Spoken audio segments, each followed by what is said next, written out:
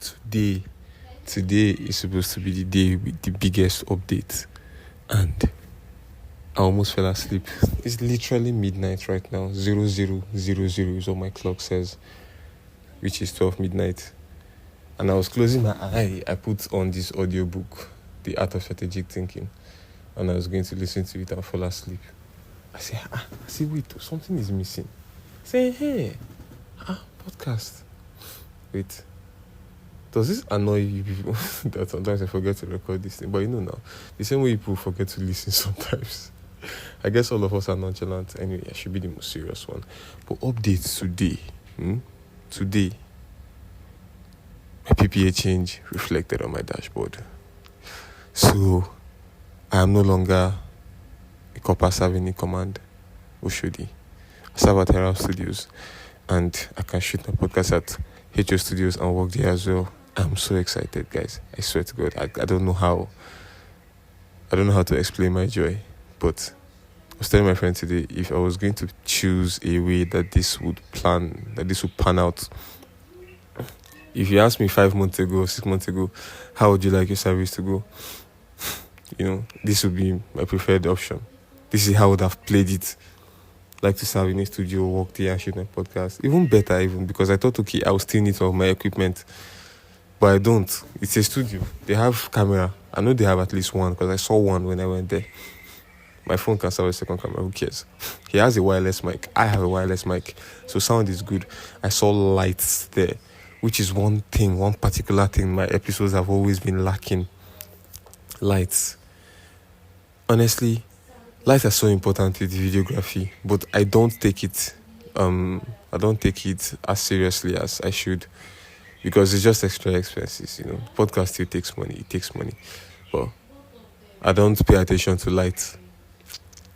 But now the lights are there, and whatever job I'll have to do there, honestly, I don't mind doing it as long as I'm able to continue to produce the episodes.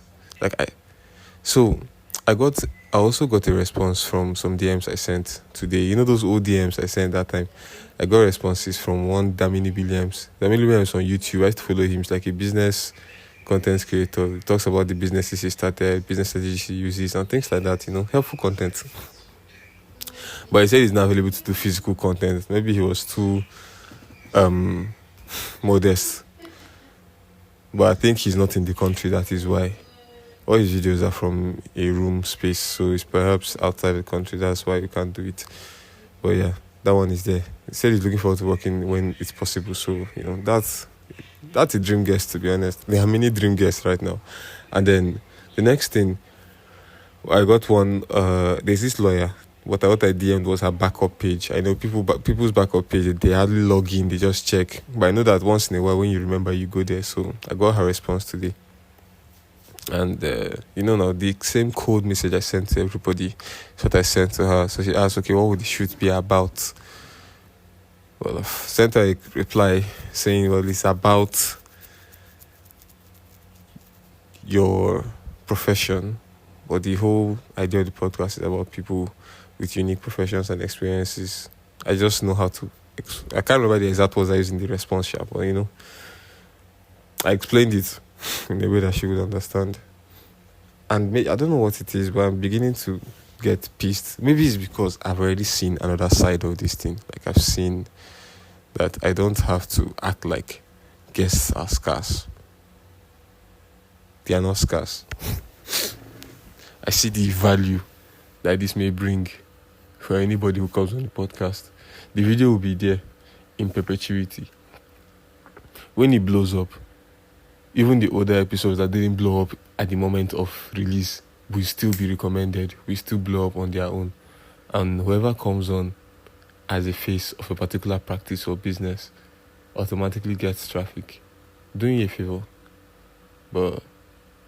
And it's also not difficult to get guests because of the broadcast message. If I send out a broadcast message, these are the thoughts that keep coming. So it makes me feel kind of pissed when people keep asking for clarifications and this and that. But I don't let them know I'm pissed or I feel some type of way about it. I just answer their questions. Sometimes you're trying to commit to something, you want to make inquiries and stuff. So I understand that. I understand them trying to make inquiries. So what I've decided is just to, quit the random cold DMing of several people, I'm just going to chill it. To be fair, between now and September, I only need like 5 guests, honestly. And I probably have 5 guests. Like the ones that I've spoken to have responded. I said, okay, we're available to shoot in August. I probably have up to 5. And I've not even sent the broadcast message to about 250 people on my contact list. So if he's on the guest front, I'm good there. And then I wonder why I've not really hired an editor. I mean, I have. Now I just remember that I have. But I had a different frame of mind that time when I had that editor. And I was paying him too much. And I was also feeling, it wasn't, I just didn't do it with the mindset I have now. Even if I've not even paid that guy his last paycheck. But there's a mindset I have now. Before I was thinking, this thing is scarce, the editor will be scarce. And I think I work with them feeling like they're doing me a favor. I am presenting a job opportunity. And I know that I intend to invest in every aspect of the podcast, and editing is a huge aspect of it. So any editor that works with me, I am going to invest in for them to improve. Any dream they want to achieve within the podcast, I'll be more than willing to fund it. For example, you need this tool that will cost this much to buy or whatever, or these kits. I'll be down for all of that stuff. So that it can allow me focus on other things like the growth of the podcast. I have a theory that one of the reasons the podcast hasn't grown is me wanting to do everything by myself. I will design thumbnail, edit video, and these are the things that are necessary. Design thumbnail, editing video, and posting are necessary parts. But if I outsource those parts, it means I can shoot and I can track progress and I can just be implementing, which is a role I like. I don't like the role of taking up tasks. I like the role of thinking and coming up with an idea that can effect change, that can shift things, But if I'm too distracted doing the small work, trying to get a thumbnail on, trying to edit a video and do shots, it takes away from all the time I would have used to check, okay, what's my progress? Where are people dropping off? What is the,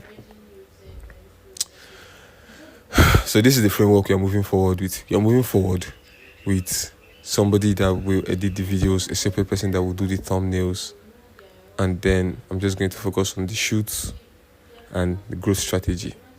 And then guest procurement, I guess, even though I think guests would happen P2P pretty much very soon. And I think I'll rely on that so that I can just shed a lot of workload, honestly.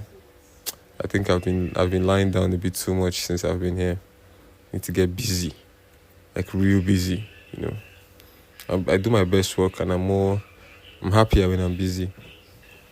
Oh, I've been free, but not free.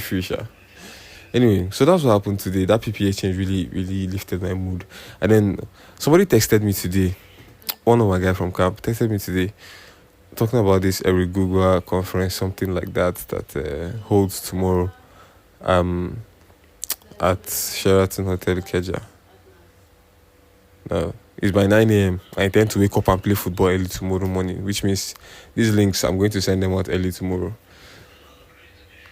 So after that, I have to come back home, freshen up, and then go for that event. And I'm going to do that. It's just that there is one link I sent for creatives who want to work within the community. And you have to have 1,000 organic followers at least. And what. So I applied for that. I now will not get it, yeah. I mean, that's it. That's self-deprecating. But, based on the, what do they call it? Some of the criteria, I didn't fit some of the bills. But I asked the guy, okay, so does this mean, because this creator thing with the form I feel is a different aspect. The event itself is something different that he said he applied for or arranged for. There's a paid part of it and there's the other part of it, but I should still, so I'm still going to go see what's up. I've not been to any of those type of things before, so I'm still going to go. And if they're like, you're supposed to have a pass, you cannot enter here, blah, blah, blah, I'll say, okay, cool, I'll charge it. To make a great first experience for somebody with a story arc like mine. So if it turns out that I can't attend the event or whatever, I'm just gonna chill. Or go back, What's the worst that can happen? They'll say no now. That's the worst that can happen. So I'm excited for that. So that's the podcast. I'll let you guys know how that event goes. And yeah, my acceptance letter and all that stuff, documentation will happen on Monday. And by Tuesday next week, I should resume, God willing. So excited for the future. We're going to wait until 11 minutes. Thank you. I thank everybody that listens to the podcast. I know my dad listens to every episode. That makes me very happy. I know my sister does. I don't know if she finishes it. She's a busy woman. But that's that for the podcast. We'll see you guys tomorrow. We'll drop episode 40. This is going to be 39. I love you guys. Bye-bye.